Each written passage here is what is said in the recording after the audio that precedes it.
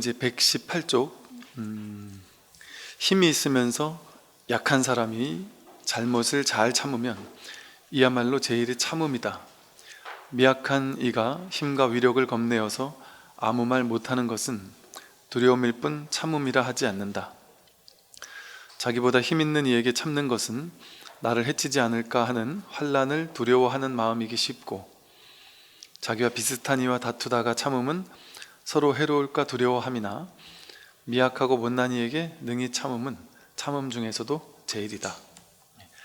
이렇게 이제 아함경 같은 이제 아함경과 니까야라는 경전이 이제 석가모니 부처님의 가르침을 이제 그대로 이제 되어 있는 석가모니 부처님의 직설이라고 할 수 있는 가르침이에요. 그래서 이렇게 아함경에는 이런 얘기들이 나온단 말이죠. 이렇게 하나하나 세세하게 이런 디테일한 것까지 우리가 마치 이렇게 유치원 학생, 초등학생 어린이인 것처럼 이렇게 쉬운 그 방편의 가르침들을 이렇게 펴죠. 이게 딱 이대로잖아요. 그냥 딱 들으면 그냥 알만한 이야기예요. 센 사람한테는 잘 참죠.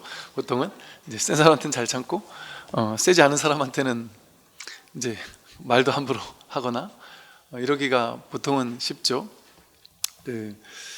이제 우스개로 제가 이제 군에 있을 때 보통 이제 전화로 업무 통화를 하잖아요. 그러면 전화로 이렇게 이제 우리는 되게 종교인이니까 그냥 항상 병사 장병이고 간부가 상관없이 그냥 다 존댓말로 이렇게 다 통화를 하는데 뭘 부탁을 하면 항상 다 안 된다 그러는 거예요.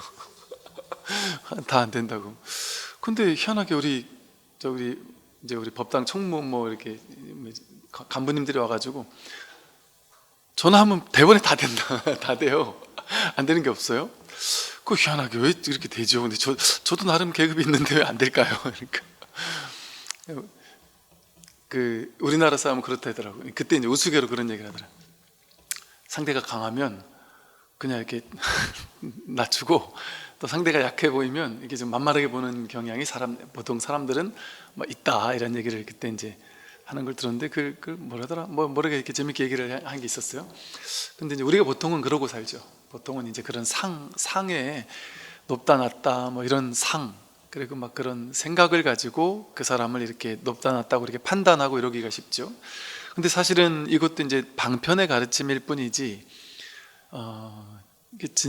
여기서 말하고자 하는 아마 진실은 그런 걸 거예요.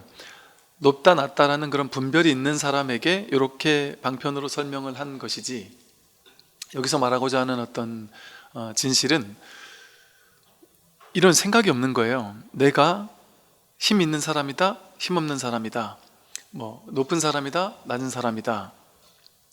여기도 그러네요. 이렇게 힘이 있다 없다로 이렇게 얘기를 했지, 높다 낮다로 얘기하지는 않았죠. 그죠? 그런 차별은 원래가 없으니까. 그래서 사실은 이제 우리 불교의 가르침은 무분별지를 공부하는 거죠. 무분별지를. 그래서 이 역할이라는 것은 힘이 있고 없는 것은 인연 따라, 역할 따라 잠시 힘을 지니거나 지니지 못하는 것 뿐이지, 그것이 어떤 실체적인 힘인 것은 아니죠. 그리고 그 잠시 인연 따라 가지는 힘이라는 것 자체가 실제 자기 게 아니란 말이에요. 인연 따라 오고 가는 것 뿐이지.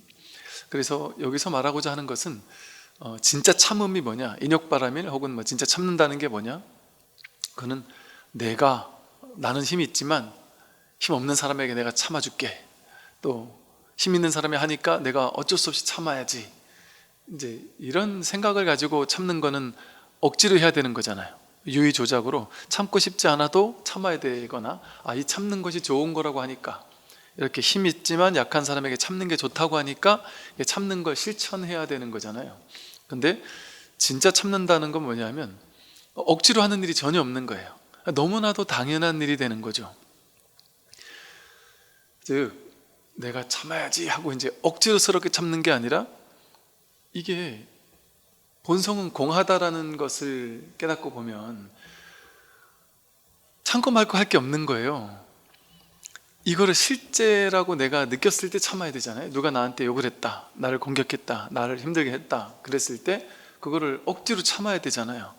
근데 말을 해도 한 바가 없단 말이죠. 그 반응하고 응해주기는 할 수 있지만, 그래서 거기에 그 순간순간은 내가 순간순간은 이제 끌려가는 것처럼 보일 수도 있을 거예요. 왜냐하면 순간순간은 그 인연 따라 응하니까 그 순간 거기서는 이렇게 그 인연에 따라서 반응한단 말이에요. 사람들은 누구나. 공부를 한 사람도 안 한 사람도 마찬가지란 말이죠. 그 순간순간 거기선 반응한단 말이죠. 그래서 보통 우리는 그래 생각해요. 이렇게 깨달은 도인은 화를 안 낼 거야. 아무리 옆에서 가서 긁어도 화를 안 낼 거야. 그래서 어떤 분들은 이제 일부러 저 사람이 도인인가 아닌가 한번 테스트 해보자 그래가지고 막 긁는 사람도 있단 말이죠. 그러다 된통 당할걸요 아마. 제가 이제 옛날에 알던 어떤 그 공부가 참 많이 됐던 분이신데, 그때만 해도 약간의 그런 상이 있었단 말이죠. 근데 아마 그 상이 만약에 크게 있었으면 제가 되게 실망을 했을 거예요. 근데 화가 나면 바로 화를 낸단 말이에요.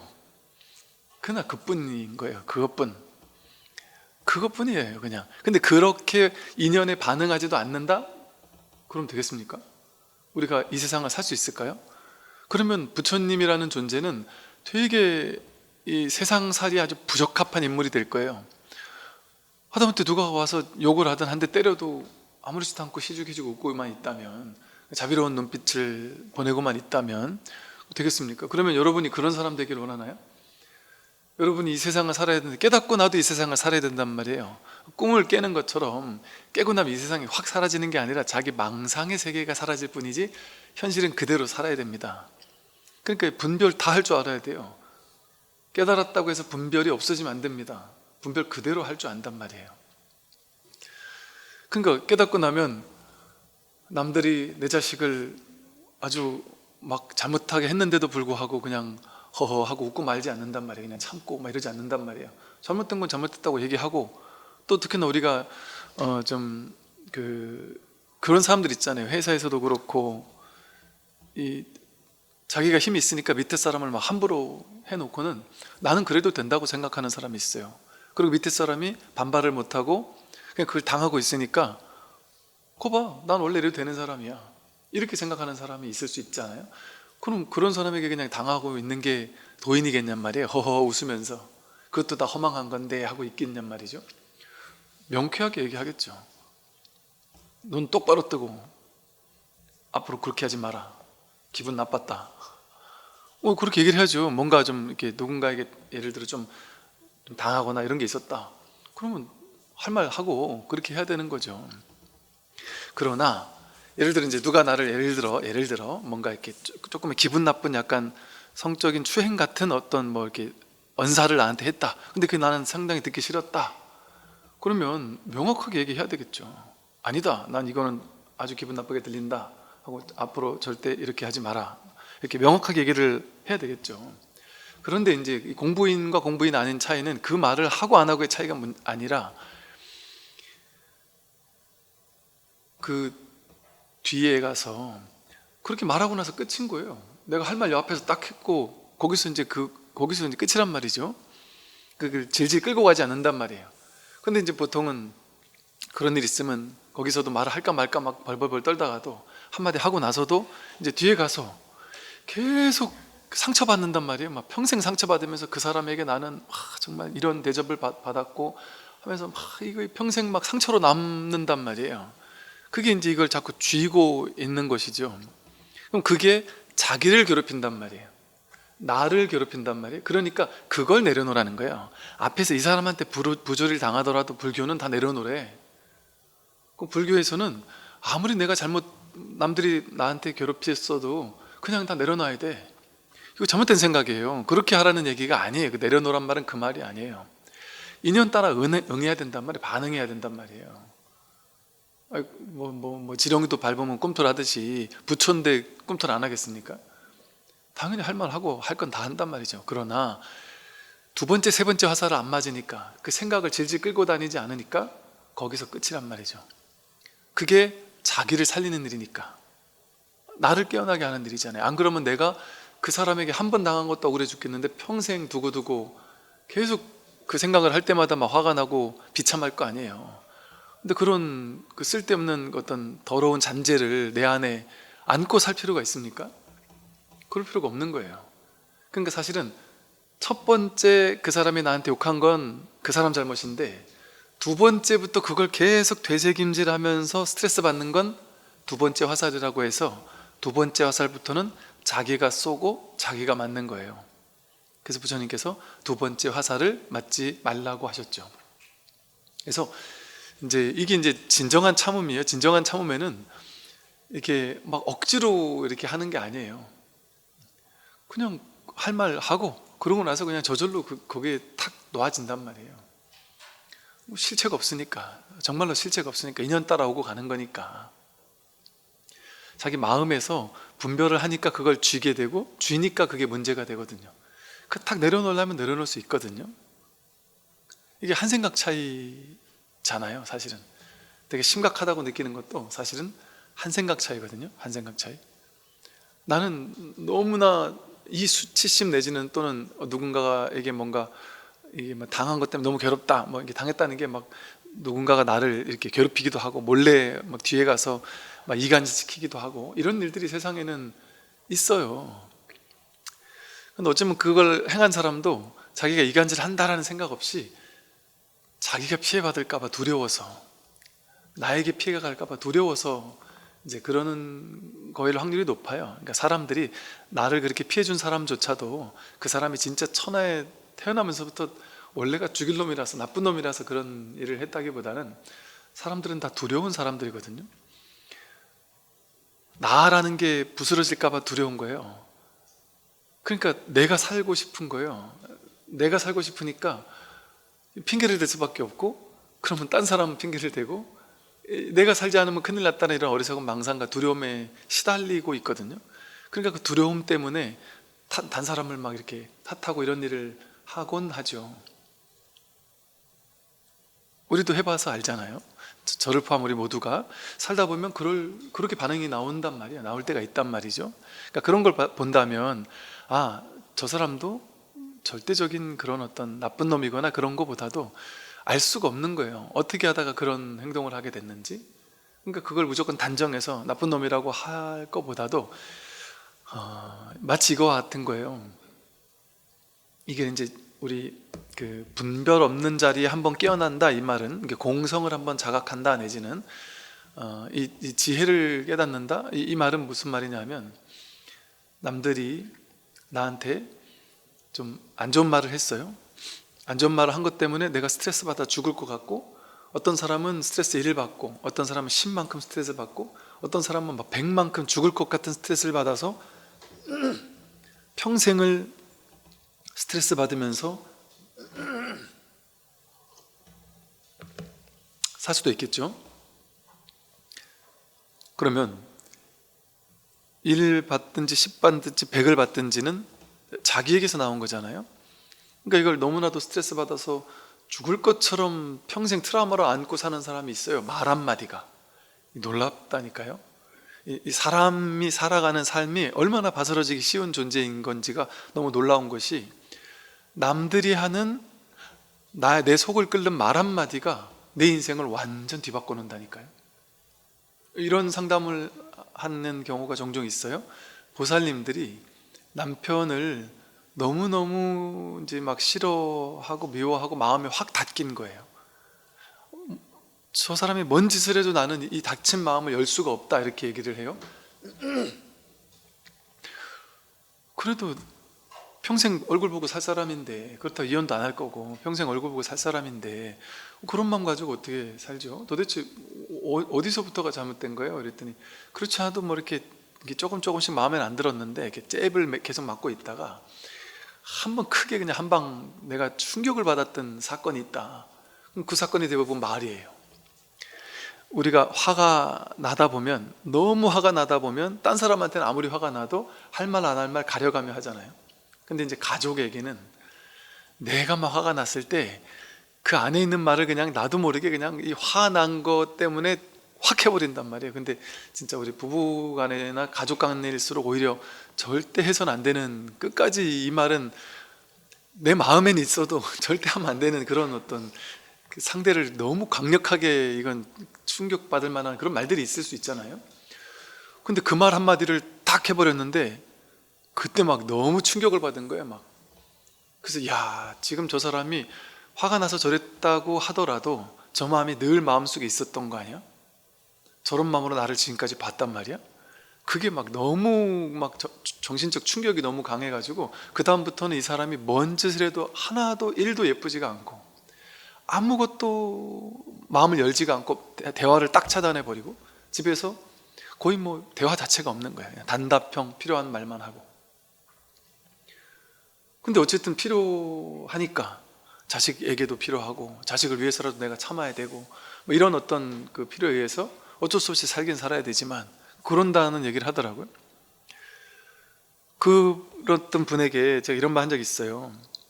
야, 보사님에게 이 말이 먹힐지 어떨지는 진짜 모르겠는데 오히려 제가 이런 말을 하면 오히려 보사님이 저까지 싫어할지도 모르겠지만 에이, 하지 말죠 이랬더니 아니 하세요 이러더라고요. 그래서 에이, 했다가 저도 도매급으로 그 거사님하고 같은 편이라고 넘어가기 때문에 제가 이 말 안 하는 게 낫겠어요. 일부러 그랬죠. 그랬더니 아예 하시라고. 뭐 스님이 하는 얘기인데 제가 마음을 열고 듣겠다 그러길래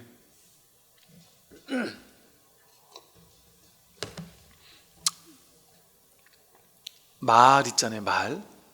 말은 그게 내가 들어서는 안 된 말을 들었기 때문에 너무 충격을 받아서 뭐 그 남편의 마음이 닦이고 막 이건 다 알겠는데 그거는 내가 그렇게 판단한 거죠. 나에게 그렇게 와 닿은 거죠. 그 말이, 그죠? 그 말이 나에게 그렇게 강력하게 와 닿은 거지 그 사람이 그 힘으로 얘기한 건 아닌, 그 사람은 그냥 한 말이에요. 그냥 술 챙김에 그냥 한 말이에요. 근데 나에게 그렇게 강력하게 다가오게 만든 건 나잖아요. 근데 이제 내가 잘못이란 말이 아니라 통찰할 수 있어야 된다는 거죠. 이게 실체가 뭐지? 이게 진실이 뭐지? 하고. 진실은 뭐냐면요, 이것과 같아요. 이 손은 아무 문제 없죠. 이 책상도 아무 문제 없어요. 근데 인과 연이 이렇게 화합하면 이렇게 소리가 나요. 인연이 화합하면 이렇게 소리가 나요. 근데 이 소리를 제가 이거 한두 번 하니 망정이지 어떤 사람은 아주 듣기 싫은 사람도 있을 거예요. 제가 죽비 자꾸 치니까 진짜 그런 분이 한 분 계셨어요. 와, 스님, 제가 참다가 진짜 너무 화가 나서 말씀드립니다 이러면서 죽비 진짜 막 죽비 칠 때마다 화가 나서 죽겠다는 거예요. 내가 스님 법문 듣다 보면 솔솔 졸음이 잠이 자라가지고 진짜 딴 거 들으면 잠이 안 오는데 그 스님 들으면 잠이 잘 와서 내가 진짜 그거 틀어놓고 잠자는 게 낙인데 한 번 잠 들어버리면 그거 깼다 하면 그 다음날까지 안 잔다는 거예요, 불면증이. 근데 시큰 잘 자게 잘 해놔, 그렇게 100점짜리로 잘 해놓고 나서 갑자기 한 40분쯤 있다가 갑자기 죽비 한번 딱 치면 깜짝 놀라서 깨는데 그 깼을 때 그 분노감을 내가 어쩔 수 없다는 거예요, 그 분노를.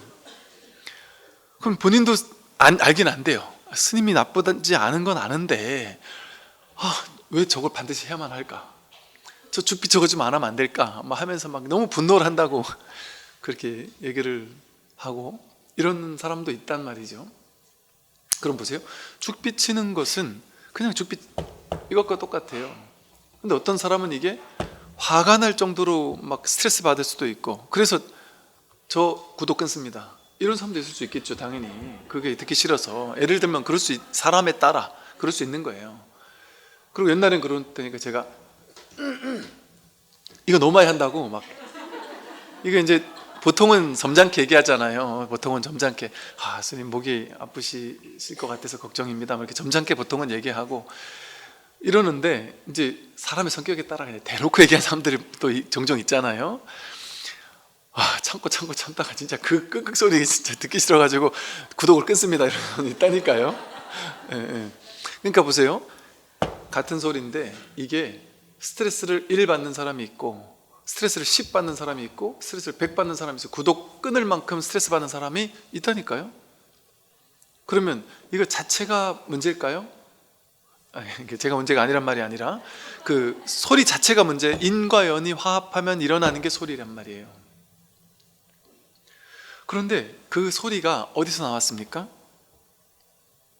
이 아무것도 없는 텅 빈 이 인연이 화합하기 이전에 아무것도 없었어요. 이 소리가 없는데 인연을 화합하니까 소리가 잠깐 생겼다가 그래서 가짜라고 하는 거예요. 인연이 가짜로 화합했다. 잠깐 생긴 것 같은데 이걸 찾아볼 길이 없어요. 어디 있습니까? 좀 전에 그 소리?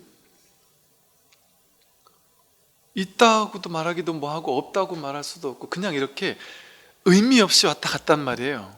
근데 사람은 이렇게 의미 없이 왔다 가는 거에다가 사람의 특징은 뭐냐면 의미를 개입시키는 게 특화되어 있단 말이에요. 그걸 분별심이라 그래요. 의미를 부여해가지고 이건 좋은 소리야 이건 나쁜 소리야를 사람이 분별하는 거예요. 근데 인연 따라 생겨나고 사라지는 것은 인연생, 인연멸, 그뿐 이러잖아요. 그뿐이라는 말은 뭐예요? 의미가 없다, 뜻이 없다, 좋은 것도 아니고 나쁜 것도 아니다, 그냥 오고 갈 뿐이다 이 소리거든요. 그 오고 갈 뿐인 거예요 그냥.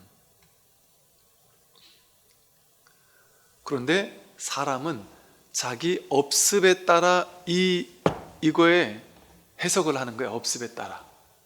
예를 들어 자신의 업습이 내가 학교 다닐 때 뭐 살이 좀 쪘었다, 그래서 사람들이 나보고 살쪘다는 소리 듣는 게 너무 컴플렉스였다, 이런 사람이 있다면, 만약에 살쪘다는 소리가 너무 컴플렉스를 받는 사람이 있다면 누가 이게 살쪘다는 식으로 아니면 뭐 좋아 보인다는 식으로 한마디 했을 때 남들은 그게 별 문제가 안 되는 사람도 있을 건데 본인에게는 엄청난 충격처럼 받아들이는 사람도 있을 수 있겠죠. 왜? 내가 내 업습에서는 난 딴 얘기 나한테 해도 난 반응 안 해. 내가 공부를 못한다 아무 말 해도 난 괜찮아, 상관없어. 근데 살쪘다는 얘기만 하면 그놈을 죽이고 싶은 사람이 있을 수도 있잖아요. 그걸 이제 업습이라 그래요. 자기가 살아온 삶의 경험에서 쌓여왔던 업과 습에 따라서 어떤 말에 과도하게 반응하는 사람이 있단 말이에요. 근데 우리 어떻게 다 알아요? 그 사람이 어떤 말에 반응할지 압니까? 모르고 하는 말이에요. 그냥 말하는 사람은. 그 사람의 업을 어떻게 알아요 우리가? 그럼 그 사람은 그 말에 강렬하게 반응을 해서 화가 나는 거죠. 그게 보세요. 이 말은 무슨 말이냐면 그 말 자체가 의미가 있는 게 아니라 업습이 어떠냐에 따라서, 자기의 업이 어떠냐에 따라서 그 말에 반응할지 말지가 결정된다는 말이죠. 그럼 그것 자체는 문제가 아니란 말이에요. 인연 따라 생기고 사라지고 그뿐이에요. 저마다 자기 업에 따라서 그 말에 반응할지 말지, 화를 낼지 말지, 상처받을지 말지가 결정된단 말이죠. 상대적으로. 이 말은 그 행위 자체가, 그 말 자체는 좋은 것도 아니고 나쁜 것도 아니다. 인연 따라 생겨난 모든 것은 의미가 없어요. 좋은 것도 아니고 나쁜 것도 아니에요. 그걸 무분별이라 그래요. 본래 분별할 게 없어요. 근데 분별은 사람에게서 나오죠. 저마다 각자 자기에게서 나온단 말이에요.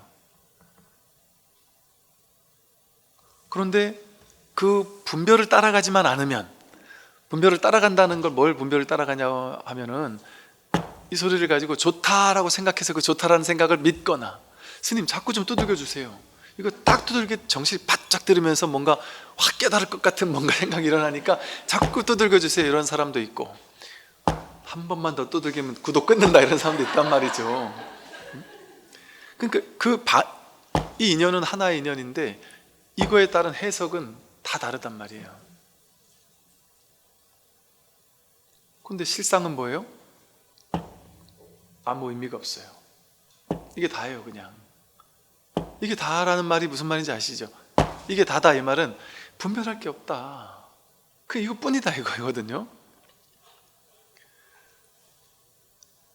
그러니까 사실은 욕 먹었다 했을 때 욕한 내용을 따라가면, 그 욕이라는 소리와 그 소리가 가지는 의미를 따라가면, 명과 상, 이름과 모양이라는 개념을 따라가서 끌려다니게 되면 내가 욕먹은 거고 나는 당한 것이고 나는 정말 저놈한테 무시당해가지고 서러운 것이고, 이런 어떤 이미지를 따라가서 그 일이 실제 일어났다고 딱 굳게 믿는단 말이에요.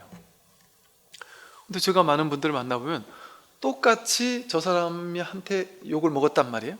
직장 상사가 똑같이 막 자기가 막 화가 나가지고 막 버럭 화를, 약간 자존심 상할 만한 화를 내고 갔단 말이에요. 여기 있는 다수에게 얘기하고 나갔단 말이에요. 근데 제가 이렇게 지켜봤을 때 사람마다 반응이 다 다른 거예요. 평소에 저분을 그렇게 나쁘게 보지 않았던 사람은 야야 요즘에 저 윗분한테 가가지고 엄청 욕먹고 요즘에 막 스트레스가 장난이 아니야. 근데도 집안에도 안 좋은 일 있고 뭐 아이도 아프고 저분 마음이 아니야. 그러니 이런 말까지 하지 않았겠어? 이렇게 이해하는 사람이 있는가 하면, 어떤 사람은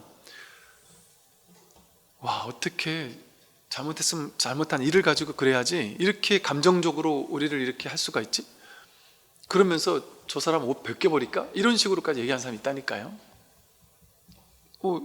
극과 극의 어떤 두 가지 반응을 하는 사람이 있어요.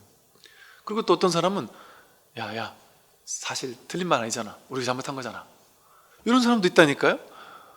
그럼 그 말을 듣고 이 사람은 너무 화가 나겠죠. 분노하겠죠. 저놈은 윗사람한테 완전히 아부하느라고 그냥 난리 났어 하면서, 그럼 더 분노할 수도 있단 말이에요. 그러니까 같은 말을 가지고 사람에 따라서 다 다르게 해석하는 게 정말 천차만별이라니까요. 극락과 지옥을 왔다 갔다 한다니까, 우리의 분별은.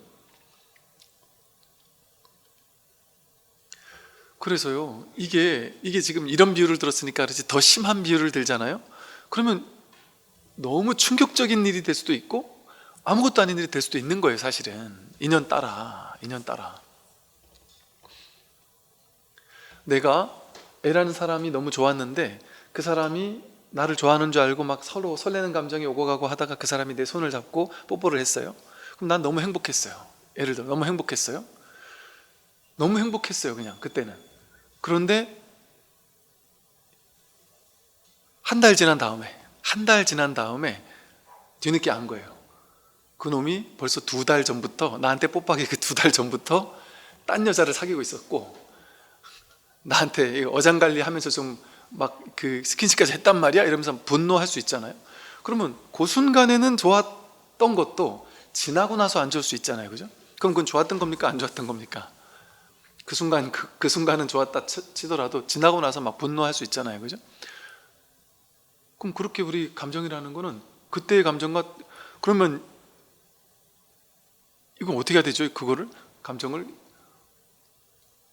그러니까 제가 비유가 뭐 어떨지 모르겠는데, 그만큼 충격적인 괴로움도 한생각 돌이키면 아무것도 아닐 수 있는 가능성이 있다는 거예요. 그게 내 안에서 만들어진 괴로움이라는 거죠. 만들어진 괴로움이에요. 그러니까 누가 뒤에서, 제가 그 얘기를 했잖아요. 고등학교 때 학원에서 뒤에서 이렇게 자꾸 이렇게 툭툭툭 내 의자를 치더란 말이죠. 툭툭툭 치더란 말이죠. 근데 분명히 내가 앉을 때 제가 평소에 마음에 들었던 여자아이가 뒤에 있는데 그 앞에 앉았단 말이죠, 제가. 그래서 분명히 걔가 치는 줄 알고, 얘가 나한테 관심 있나? 왜 자꾸 나한테 이거 뭐 신호를 보내나? 이러면서 수업 시간 내내 막 너무 설레고 기쁜 거예요. 막 툭툭 치는 게 너무 기쁘고 설레다가 막 계속 과하게 치는데, 이건 좀 신호가 좀 과한 신호라서 이게 뭔가를 보내는구나 해서 수업 듣다 말고 나중에 이제 나도 모르게 안 보는 척 하면서 이렇게 슬쩍 봤는데 걔가 아닌 거예요. 내가 평소에 엄청 싫어하는 그놈이 앉아 있는 거예요. 얘가 나한테 그냥 일부 시비 거는 거예요, 이제 쉽게 말해서. 그러니까 툭툭 치던 그 설레던 게 똑같이 툭툭 치고 있는데 계속해서 뒤로 돌아본 이후부터는 막 분노, 이 자식이 이거 나한테 지금 방해하고 있구나. 평소에 나한테 별로 서로 사이가 좋지 않았는데 일부러 나한테 그냥 시비 거는 거구나, 이렇게 다가오니까 그 툭툭 치는 게 얼마나 분노하겠어요? 이렇다니까요. 똑같은 경계가, 그죠? 똑같은 경계가 내가 어떻게 생각하느냐에 따라서 분노의 경계로 다가오기도 하고 행복의 경계로 다가오기도 하잖아요. 자기 분별에 따라서 그런 거거든요. 이것처럼 이 세상은, 자기가 살고 있는 세상은 자기 업습을 가지고 자기가 분별하는 세상을 자기가 살고 있는 거예요. 이 세상 자체는 아무 문제가 없어요. 세상 자체는 분별할 게 아무 문제가 없다라는 게, 삶은 이대로 완전하다라는 게, 완전하다는 그 말뜻을 따라가면 안 되고 그렇다는 얘기가 아니라 분별할 게 없다는 거예요. 있는 이대로라는 거예요. 세상은 있는 이대로예요. 근데 그걸 자기가 해석하면서 문제를 삼는 것이죠. 그러니까 내가 문제 삼지 않으면 세상에는 문제가 없습니다. 전부 다 자기 생각이에요. 전부 다. 처음부터 끝까지 내가 괴롭다 했다 하면 괴롭다, 뭐 서글프다, 뭐 질투난다, 아니면 뭐 우울하다, 뭔가 문제가 생겼다, 뭔가 평상심을 딱 깨는 뭔가가 생겼다면 내가 분별을 따라가고 말을 따라가느라고 괴로웠던 거거든요. 그런데 이걸 해석하기 이전에는 어때요? 있지만 있는 게 아니죠. 내가 끌려다닐 필요가 없죠. 말에 끌려다니지 않을 수 있는 가능성이 환히 열려 있잖아요.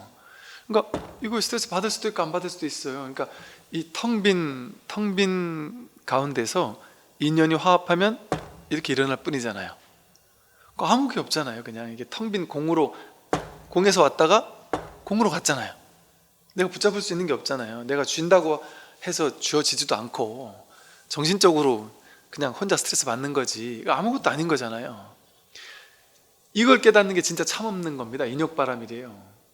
인욕이 바람일이 되려면 진짜 진정으로 참는 것은 참을 게 본래 없다. 본래 공에서 인연 따라 오고 간 건데 거기 내가 공연히 마음을 개입시켜가지고 분노하고 괴로워할 필요가 있느냐, 이렇게 생각해가지고 그러니까 하지 말아야지 이렇게 하는 건 이제 초보 단계고, 이렇게 이제 자기 성품을 딱 확인하고 나면 모든 일이 다 있는데 없단 말이에요. 모든 일이 다 일어나요. 평소처럼 회사에 가면, 내가 깨닫고 나도 회사에 가면 직장 상사가 나한테 욕한단 말이야. 여러분이 내가 부처가 되면 내가 생긴 것부터가 달라지고 막 후광이 막 비치고 막 그래가지고 직장에 가면 성격 더러운 직장 상사가 나를 보고는 아이고 부처님 이러지 않는다니까요. 똑같이 너 박과장 너 똑바로 못해? 욕 먹는다니까요. 부처가 욕 먹어요 당연히. 그런데 그런 일이 일어나는데 일어난 바가 없게 된단 말이에요.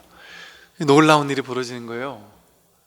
마치 꿈처럼, 꿈에서도 모든 일이 다 벌어지잖아요. 근데 꿈인 줄 알 때는 괴롭지만 이게 자각몽을 꾸는 사람은 괴롭지 않단 말이에요. 이게 꿈인 줄 아니까. 근데 그 앞에서는 반응한단 말이에요. 화도 내고 짜증도 내고. 그런데 이게 꿈인 줄 아니까, 그래서 이게 일어나지만 일어난 바가 없다 하는 거예요. 여러분 생각해 보세요. 그렇게 내가 깨달아서 모든 일이 다 있는데 그 일어난 바가 없다.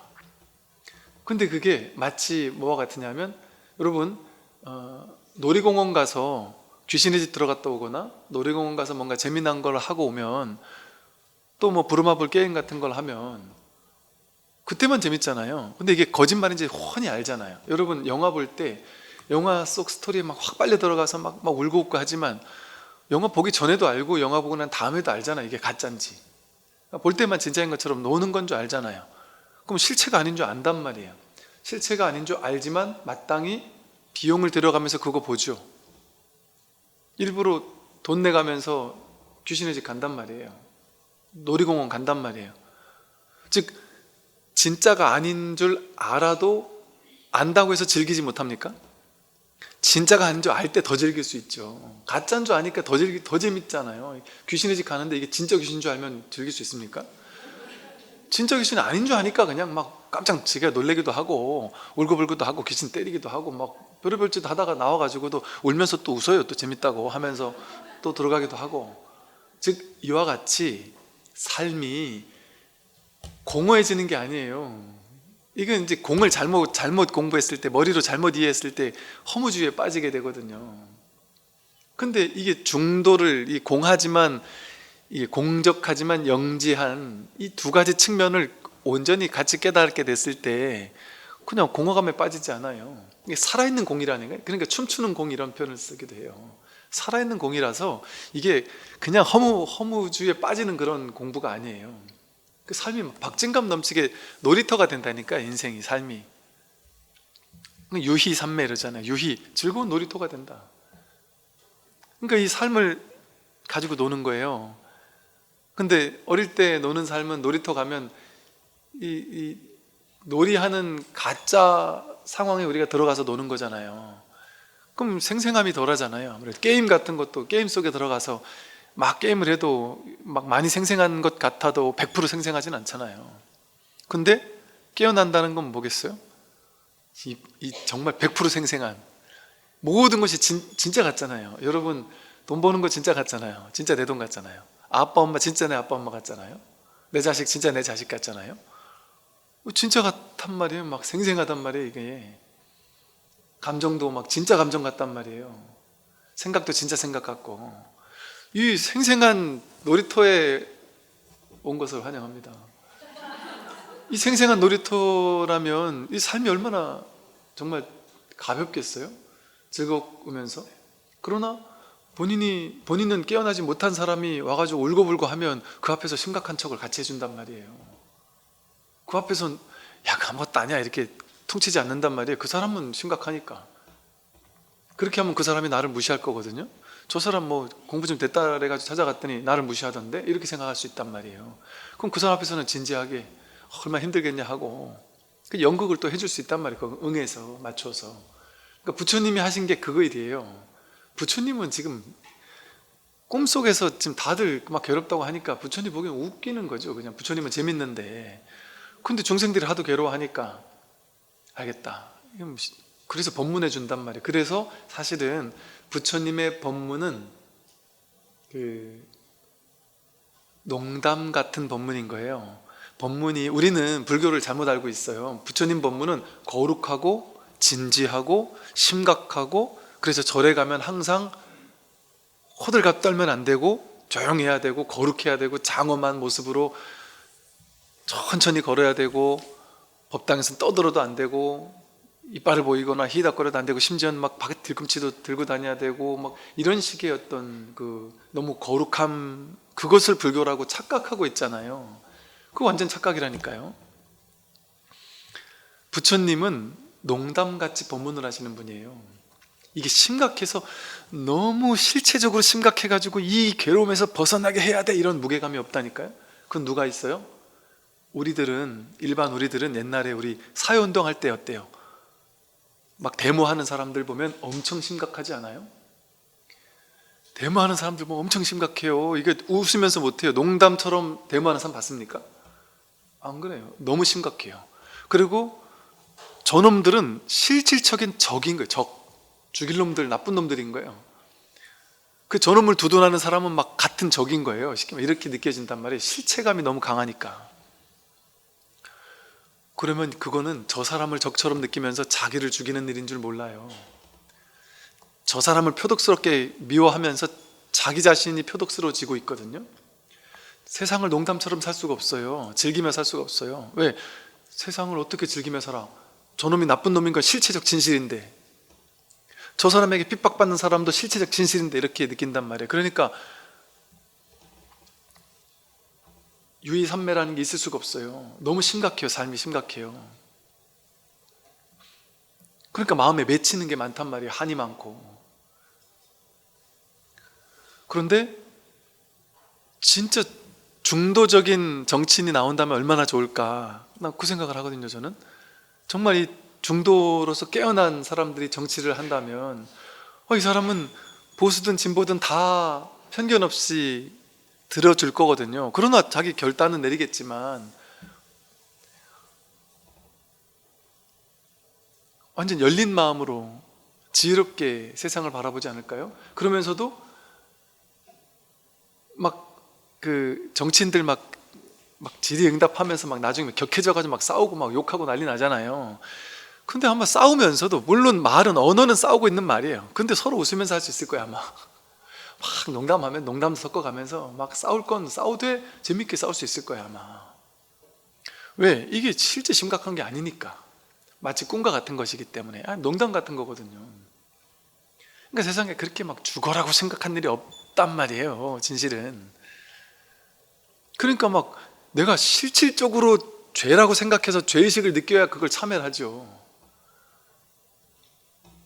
또 용서를 하죠. 또 참죠. 근데 그게 막 심각하게 막 참을 것도 없단 말이에요. 그러니까 가벼운데 뭔 그렇게까지 막 심각하게 참을 게 있겠어요. 그게 진짜 인욕바람일이죠.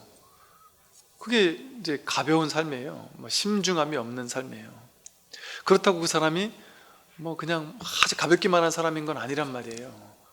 인연에 응해서 늘 자기 마음은 이렇게 가볍지만, 그래서 여러분 이렇게 그 영성이라든지 뭔가 깨달음이라든지 이런 그 오히려 이게 어설프게 공부한 사람에게는 어떤 너무 과도한 진중함이 있을 수도 있지만, 진짜 공부 많이 한 사람에게는 어떤 익살 같은 게 있어요. 여러분 그 조주 스님 같은 분 보세요. 고불이라고 해서 막 정말 부처라고 불릴 정도의 큰 스님이었단 말이에요. 근데 조주 스님 어록을 보면 진짜 익살 맞은 그 장면들이, 법문 자체가 너무 막 재미나고 그냥 막 유쾌하고, 욕하는 것도 재밌게 욕한단 말이에요. 막 동네 사람들 와가지고 절에 와가지고 보시도 안 하고 말이지, 난 지금 가난해 죽겠는데 절에 가서 뜯어가기만 한다라면서 그냥 유쾌하게 뭐 이런저런 말을 한단 말이에요. 그게 심각하게 내가 막 마음에 막 담아가지고 마을 사람을 진짜 싫어하고 그러면 그런 말을 하겠어요? 이거 도인인 척 하려면 그런 말 할 수 있겠어요? 그런 말 하면은 사람들이 도인 아닌 것처럼 볼 건데, 그런 게 없단 말이에요. 그냥 그게 심각하지 않은 거예요. 그냥 그렇게 재밌게 한단 말이죠. 그리고 그렇게 또 일상생활에서도 그렇죠. 그렇게 심각하지 않게 하는 사람들은 보통 어때요? 과도하게 심각하지 않을 때는 그렇게 해요. 근데 그렇게 농담을 많이 하던 사람도 너무 심각해질 때는 내가 집착하는 부분에 대해서는 농담 못 해요. 그게 과도하게 내가 집착하고 있다는 거고 긴장하고 있다는 거거든요. 그 다음 보면 이렇게 나와요. 일상 속에서 옳은 것은 힘써 실천하고 옳지 못한 것은 반드시 그만두어야 한다. 이 일의 쉽고 어려움에 따라 신념을 바꾸어서는 안 된다. 당장 어렵다고 해서 고개를 저으며 돌아보지 않으면 뒷날 지금보다 더 어려울지 어떻게 알겠는가. 이 말은요, 내가 옳다고 생각한 것에 대해서 절대적으로 밀어붙여라 이 소리가 아니에요. 이 소리로 이제 잘못 듣게 되면, 왜냐하면 옳은 것이라고 했잖아요. 근데 옳은 것이 정해져 있습니까? 옳은 건 정해져 있지 않아요. 인연 따라 옳을 수도 있고 인연 따라 그럴 수도 있거든요. 그러니까 자기 생각을 막 그냥 무조건 밀어붙여라 이런 얘기가 아니에요. 그런 얘기가 아니라 여기 설림보온이라는 선에 관련된 그 어록이거든요. 그러니까 이 경전에서 나오는 모든 말들은 사실은 늘 이 법에 대한 관점을 읽어야 돼요. 그리고 이 경전이나 어록 같은 데서 선이라든지 옳다라든지 이런 것들은 주로 이 법을 얘기하는 거거든요. 좋다 나쁘다 해서 좋은 거, 옳다 그르다 해서 옳은 거, 그런 것을 얘기를 하는 게 아니란 말이죠. 왜? 그것은 분별이잖아요. 분별. 그러니까 분별을 잘해서 하나를 밀어붙여라 이런 얘기를 하겠어요? 선에서? 그게 아니란 말이죠. 여기선 쉽게 말해서 옳은 것, 뭐가 옳은 거겠어요? 이 마음 공부하는 게 정말 옳다는 내 마음의 확신이 들었다면 진짜 내 인생에 늙고 병들고 죽는 일, 현실에서 내가 그동안 추구해왔던 게 돈, 명예, 권력, 지위, 뭐 건강, 이 모든 것들이 전부 다 허망하게 왔다 가는 거구나. 정말 중요한 것은 이것이 아니고 이건 두 번째, 세 번째 중요한 거구나. 왔다가 허망하게 갈 거니까, 영원하지 않은 거니까 진정으로 나를 깨어나게 하고 진짜 나를 완전한 행복, 완전한 자유, 완전한 괴로움의 소멸, 이 길이야말로 진짜 내가 누군지를 확인하는 길이야말로 진짜 이 공부, 내가 할 건 이것뿐이구나, 가장 중요한 공부는 이것뿐이구나라는 이 오름에 대한 확신, 이걸 얘기를 하는 거예요. 이런 마음이 있을 때는 그걸 힘써 실천하고, 옳지 못한 것, 야 공부도 공부지만 그래도 내가 현실이 더 중요하지 않겠어? 그래서 보통은 이 공부해야지 하고 발심을 딱 하다가도 많은 분들은 이제 지금 별 할 거 없으니까 공부한단 말이에요. 안 공부한단 말이에요. 그러다가 이제 현실에서 갑자기 중요한 일 생기면 이제 한 1, 2년 안 보여요. 그래서 뭐 한 2, 3년 안 보이다가 딱 나타나면 보통 하는 말이, 그동안 바쁜 일 있었어요.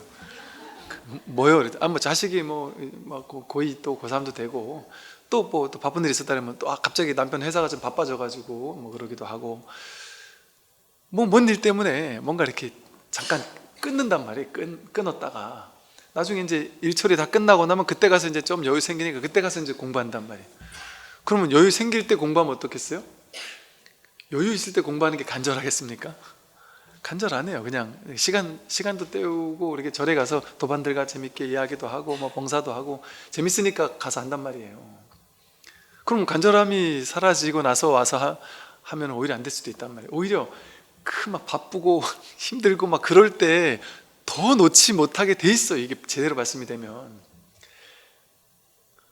바쁜 일, 힘든 일이 있어가지고 잠깐 끊었어요. 이렇게 안 된다니까요, 이 공부가. 바쁘고 힘들고 스트레스 받고 막 괴로울 때 이 괴로움이 싫어가지고 더 틈나는 대로 하게 돼요. 그래서 이 공부는요, 시간 많을 때, 여러분 해보셨죠? 시간 많을 때 이 공부 시커날 수 있을 때 아침부터 하루 종일 들을 수 있어요. 집중해서 하루 종일 들을 수 있어요. 그렇게 하십니까? 그게 잘 안 되잖아요. 한두 시간 듣다 보면 별로 안 듣고 싶단 말이에요. 좀 오래 듣는 사람은 대여섯 시간 듣는 사람도 있다고는 하지만, 그런데 너무 바빠가지고 눈코 뜰 새 없이 바쁘신 직장 생활 하시는 분들 있잖아요, 거사님들.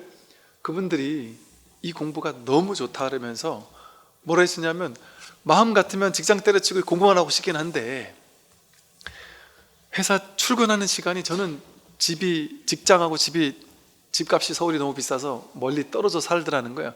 그게 내 비참했대요. 그동안은 다른 동료들은 서울 주변에 부모님 잘 만나가지고 서울 주변에 부모님한테서 편하게 사느라고 직장 출퇴근도 편하게 하는데, 그리고 남는 시간에 막 오히려 막 영어 공부도 하고 뭐 늦잠도 자고 이러는데, 나는 한두 시간을 차로 왔다 갔다 해야 되니까 너무 스트레스 받고, 그래서 맨날 비참하고 저놈들하고 비교되고 너무 괴로웠는데, 이 공부하고 나니까, 야, 아침에 출근 한두 시간, 퇴근 한두 시간을 마음껏 본문을 들을 수 있어서 너무 좋다.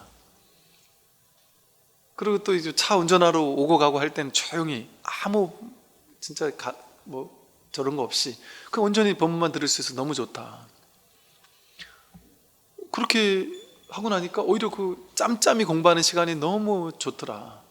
그런데 사실은 짬짬이 공부하는 게 더 간절해잖아요. 그 짬짜림이 본문 듣고 싶은 마음이 너무 간절하기 때문에 너무 확 와서 닿는단 말이에요. 근데 하루 종일 본문 들으실 때는 이게 안 와닿아요.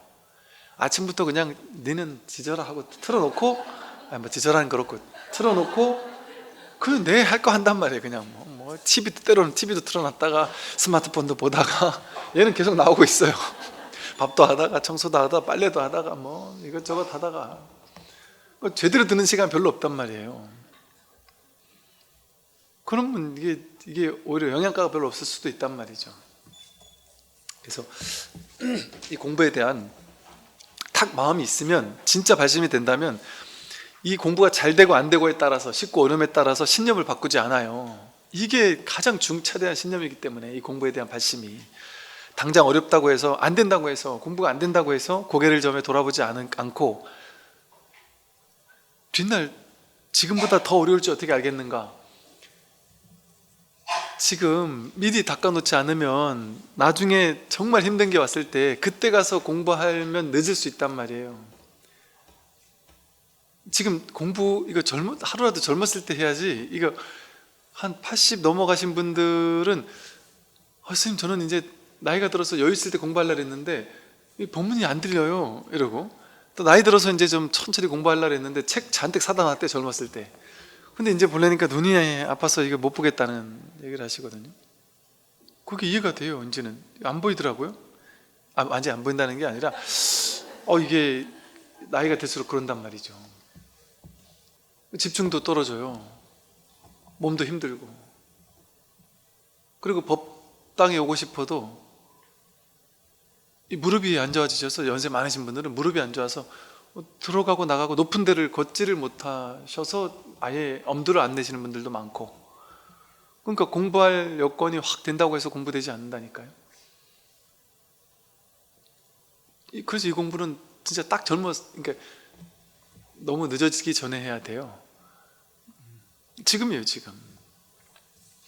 그래서 나중에 지금보다 훨씬 더 어려워질 수도 있단 말이에요. 공부할 여건이 훨씬 더 힘들어질 수도 있고. 그리고 지금 공부해 놓으면, 이게 이제 사실은 요즘 막 한참 절집마다 생전 예수제 한다고 막 바쁜데, 진짜 생전 예수제는, 진짜 예수제는 미리 닦는다는 거죠. 미리 닦는 거.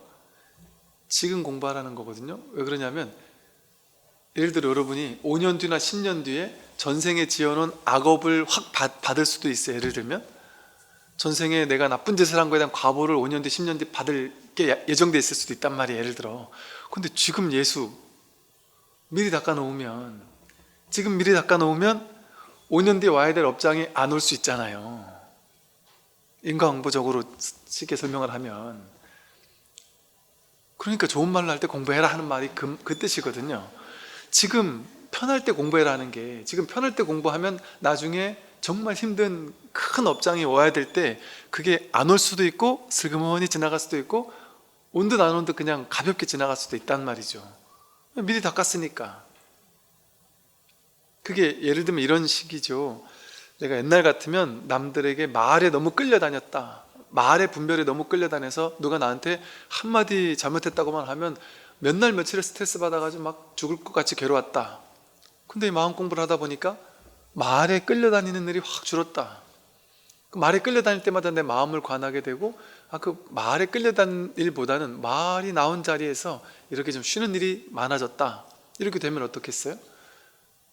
내 이제 업을 받아야 될 때가 딱 왔단 말이에요. 근데 그전 같았으면은 한 10명이 갑자기 막, 원래 이게 업장이 오려면 그 업장에 와야 되는 시즌이 돼버리면 하나 두 개가 오지 않죠.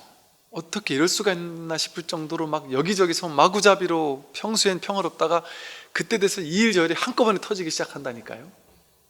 그러면 더 걷잡을 수 없이 무너져 내린다니까요, 사람이.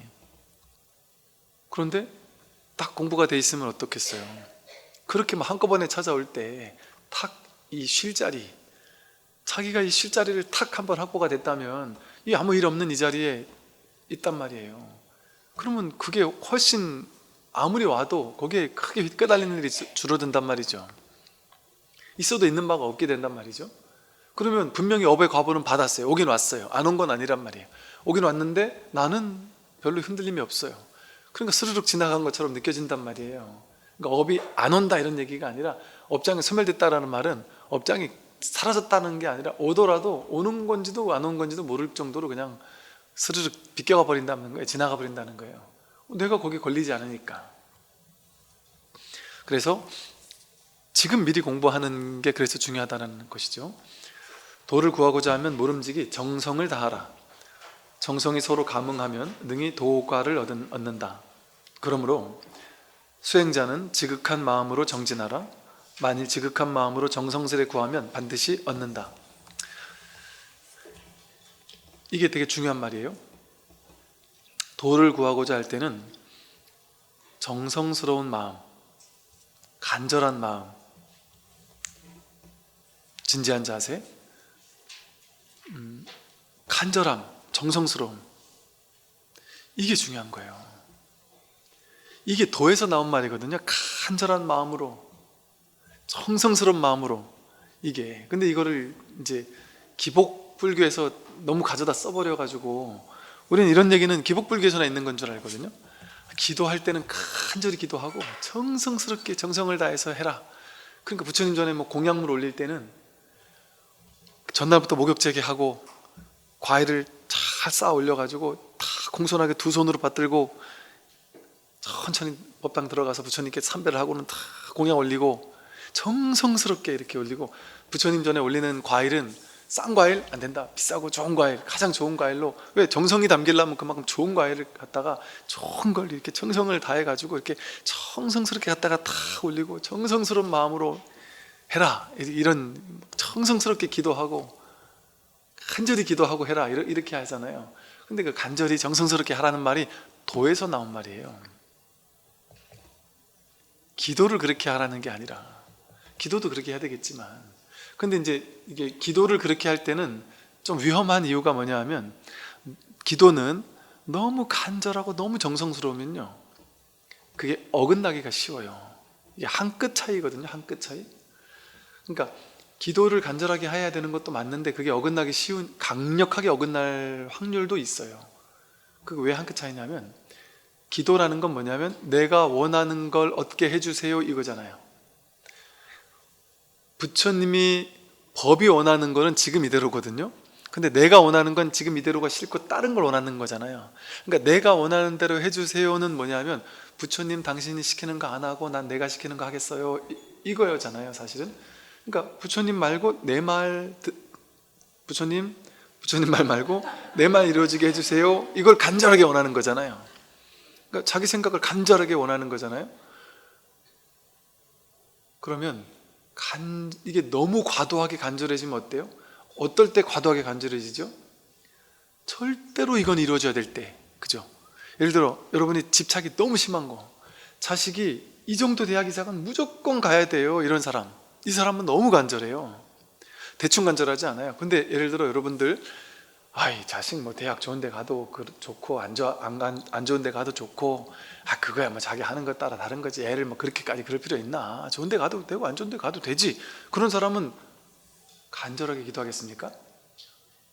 대충 기도하지? 아니, 안 그러겠어요? 백일 기도 대충 한다니까요. 그렇게 간절하지 않아요. 부처님께 그냥 그 기도하는 동안은 그냥 하겠지만, 대충 기도한다니까요. 그 성격 좋은 사람, 진짜 지혜로운 사람은 대충 기도하는 사람이에요. 근데 너무 집착이 강렬하고 강해가지고 반드시 이루어져야 되는, 막 이거 이루어지지 않으면 내 인생 끝장난다라고 생각할 정도의 과도한 긴장과 집착이 들어가는 사람은 어마무시하게 간절하고 정성스럽게 기도하거든요. 그 사람은 그거 안 이루어질 확률이 훨씬 높습니다. 왜냐하면 집착하는 게 과도해지면 그 집착은 이루어질 수가 없어요.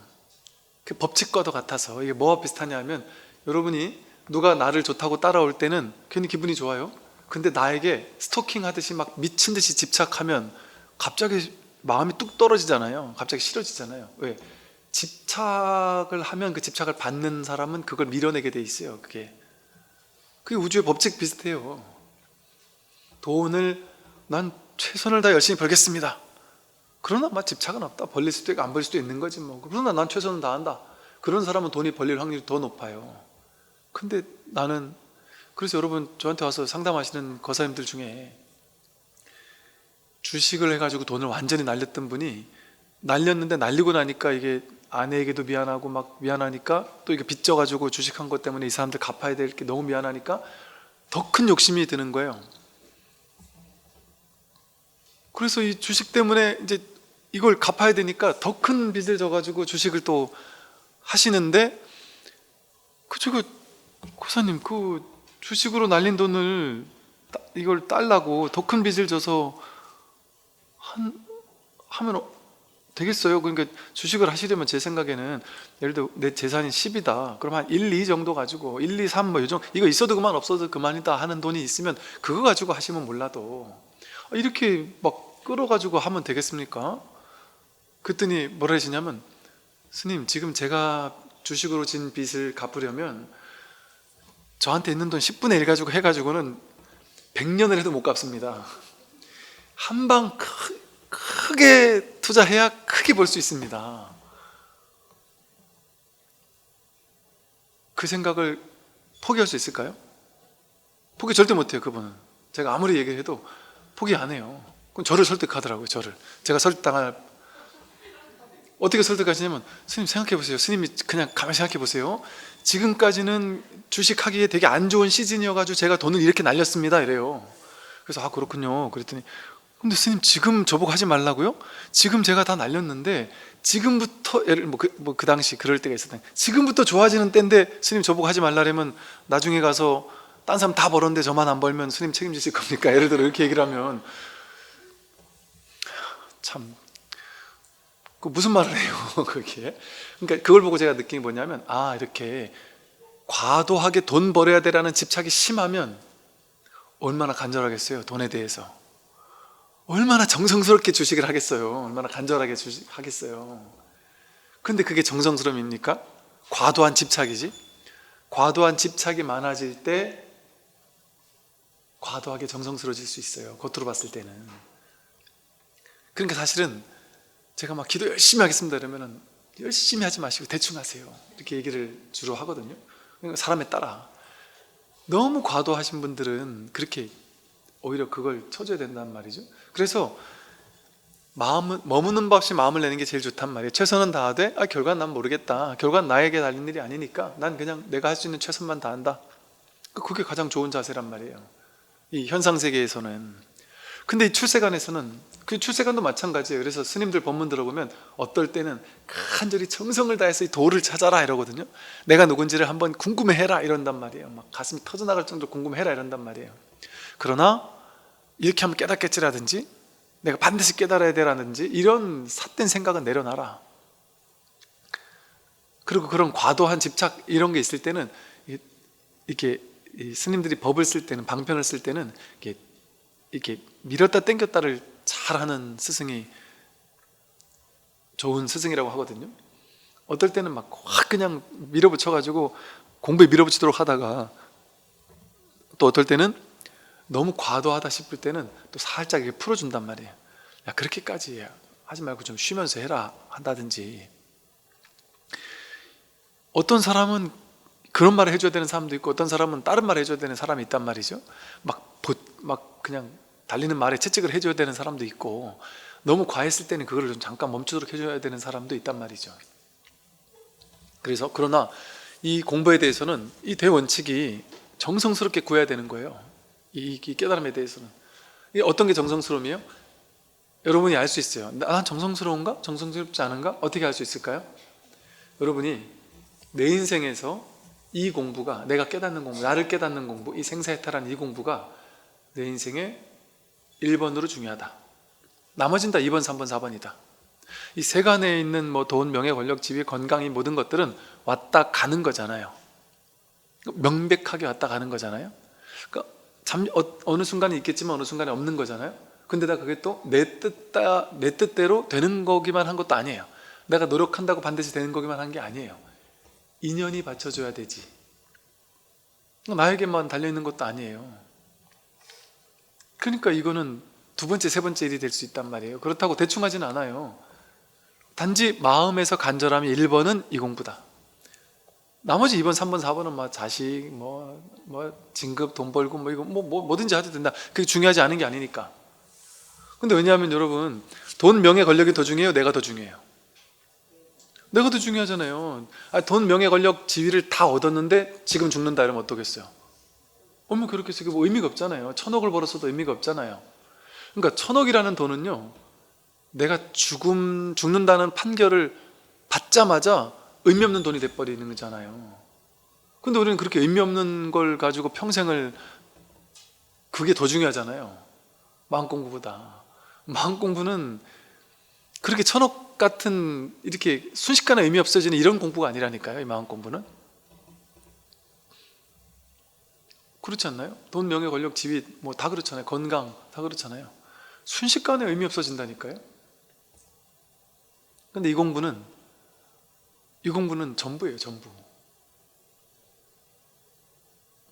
이 공부를 제가 이제 이 말이 여러분 오해해서, 스님이 좀 과하네, 불교 공부하라는 얘기를 뭐 저렇게까지 해?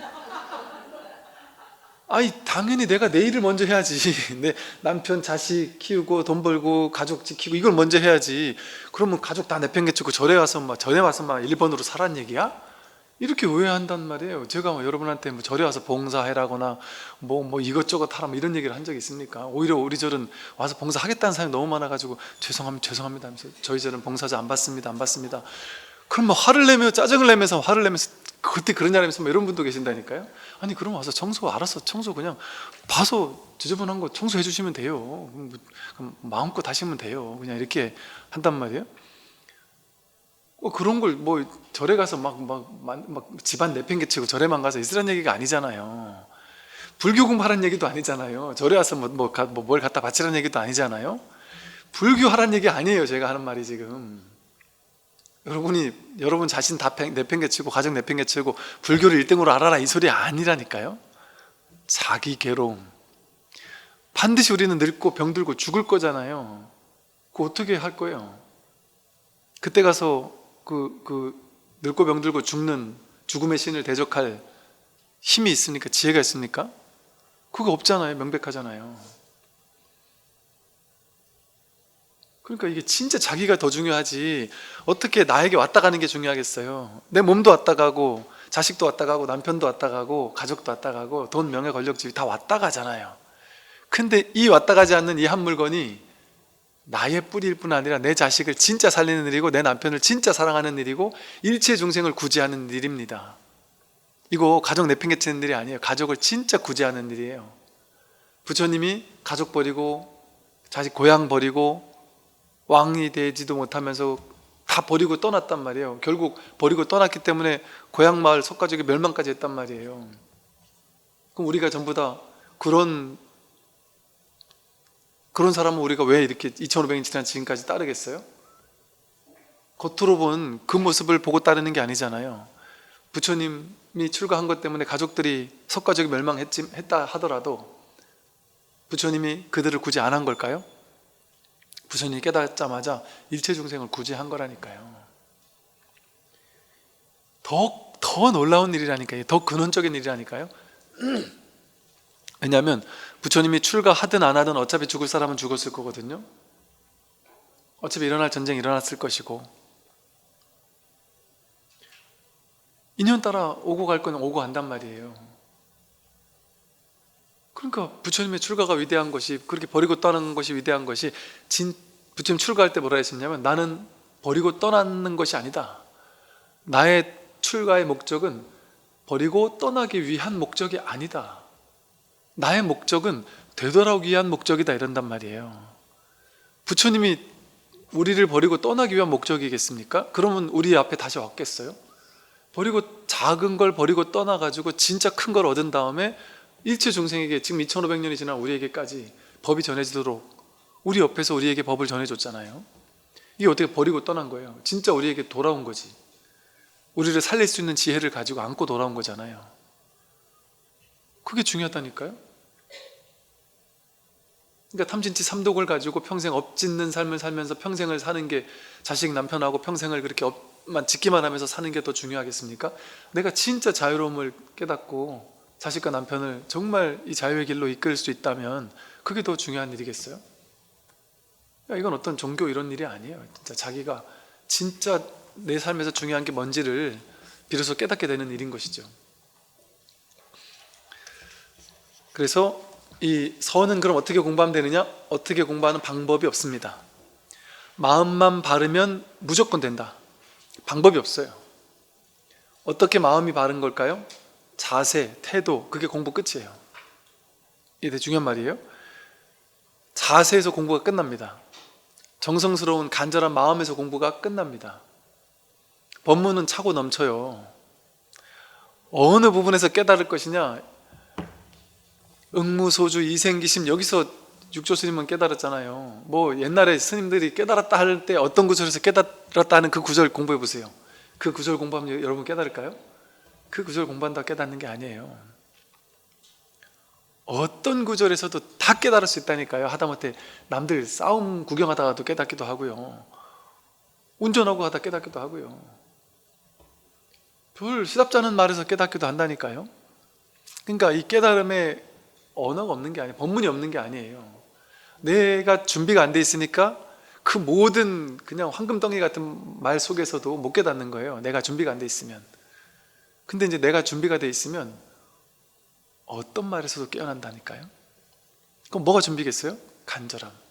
진짜 정성스럽게 정말 간절함. 내 인생의 1번이다 하는 그 자세.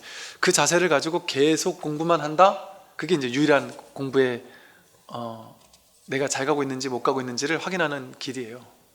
나는 이 1번이라는 마음 가지고, 그러면은 중간에 담배처럼 끊었다 폈다 할 수 없잖아요. 이 법문을 끊었다가 잡았다 끊었다 잡았다 할 수 있겠어요? 그렇게 못한다니까요. 근데 이제 좀 일상적인 일이 바빠지면 그 일에 더 많이 치중할 수 있겠죠, 당연히. 왜냐하면 현실이 중요하지 않다는 얘기 하는 거 아니에요. 남편이나 자식이 중요한 일이 있으면 거기 더 많이 매진해야죠. 그러나 하루에 단 10분 20분이라도 그거 못할 만큼 바쁜 사람이 있겠습니까? 이 세상 천지에. 화장실에 앉아있는 10분이라도 그거조차 없는 사람은 없어요. 그거 하라는 거거든요. 그러니까 일상생활이 바쁜데도 불구하고 뭐 절에 가만 무조건 앉아있으라 이 얘기를 하는 게 아니에요. 근데 저절로 그렇게 되니까, 내가 마음은 너무 간절하니까 하루에 단 10분만 법문 들어도 좋은 거예요. 상관없는 거예요.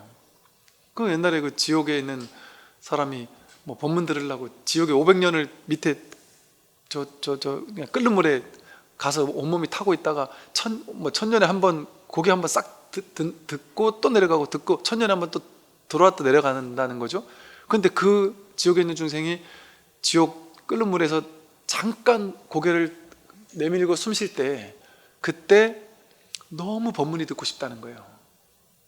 그래가지고 법문 듣기 위해서 막 그 괴로움 속에서 드디어 이제 출소 500년 남았다, 500년, 400년 남았다 해가지고 300년 남았다, 이제 곧 나간다 하면 나갈 때 귀를 쫑긋하고 법문 듣기 위해서 그 법문이 간절해진다. 그때 비로소 법문이 중요한지 안다는 거죠.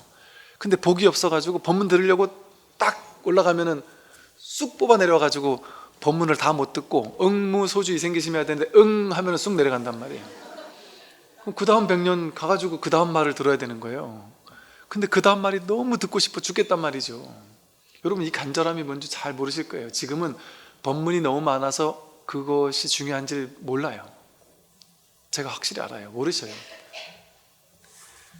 예전에 진짜 이 법문 듣기 어려웠을 때 인터넷도 없고 뭐 그냥 법문도 제대로 된 법문 듣기가 쉽지 않았을 때에는요 진짜 좋은 법문 만나기가 하늘의 별 따기와 같았어요.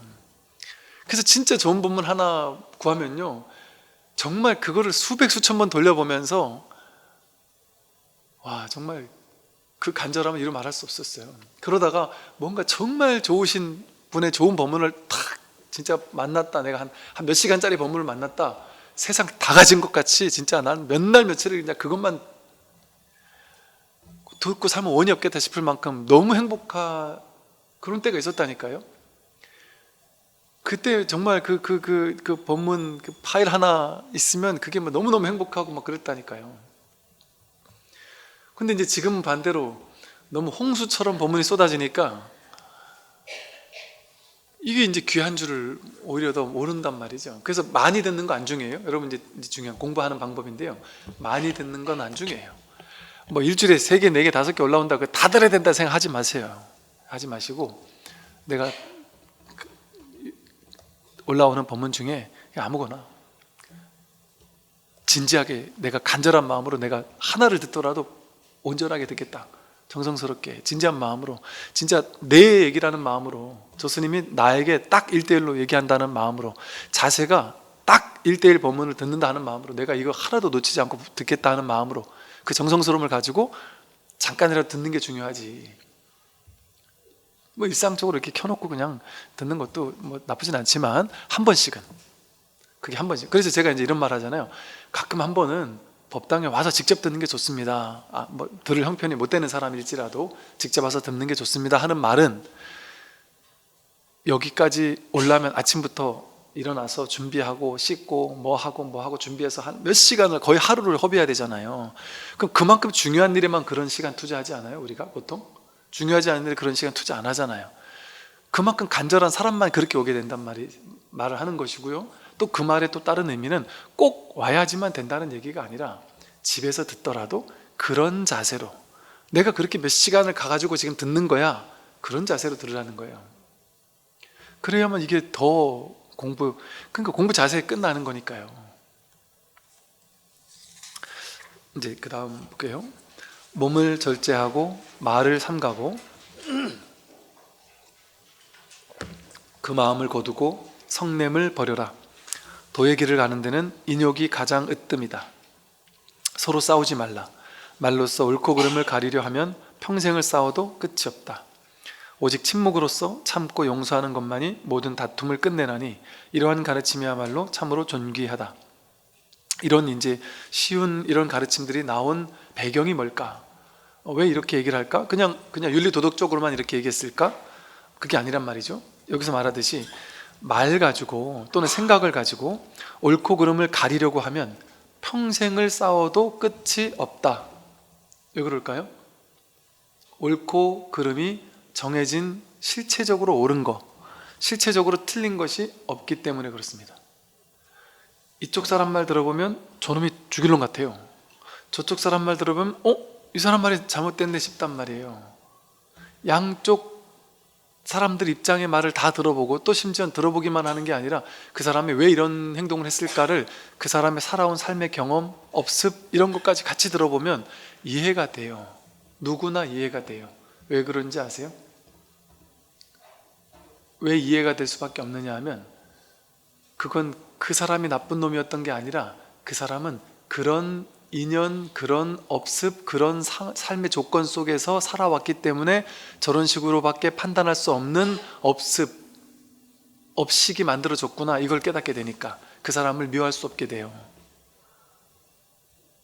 무슨 말인지 아시죠? 그 사람이 더러운 성격으로 성격인 사람을 만났어요? 나쁜 사람을 만났어요? 그러면 그 사람 성격 나쁜 놈 이렇게 규정짓고 끝나는 그런 간단한 문제가 아닌 거예요. 그 사람은 왜 성격이 그래 됐을까요? 그 사람은 나쁜 성격을 가진 고정된 실체가 아니에요. 그냥 인연 화합이에요. 그 사람은 어떤 인연의 화합인지 그게 중요한 거죠. 그 사람의 인연은 안 좋은 부모님 밑에서 내지는 안 좋은 사람들과 인연을 맺으면서 혹은 살아오던 삶에서 어떤 중간에 어떤 나쁜 친구를 만나고 그걸 얽히고 싶지 않았지만 얽힐 수밖에 없었던 어떤 삶의 조건 이런 게 갖춰지고 그러다 보니까 어쩔 수 없이 그런 안 좋은 성격이 만들어진 거거든요. 그러니까 그 사람을 욕할 수가 없는 거예요. 사람을 미워할 수 없는 거예요. 그 사람의 인연을 안타깝게 여길 뿐이지. 모든 것이 마찬가지. 그럼 여러분이 착한 성격이면 우월감을 느끼잖아요. 나는 착한 사람이야 이렇게 우월감을 느끼잖아요. 그럴 수가 없어요.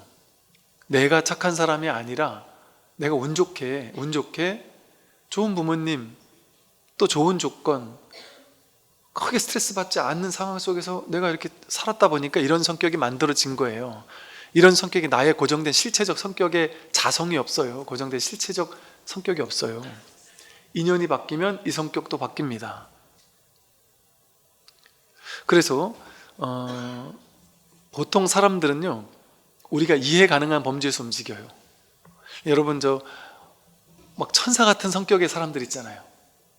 그 사람 우리와 완전 종족이 다른 사람일 것 같잖아요. 근데 꼭 그렇지 않을 수 있어요.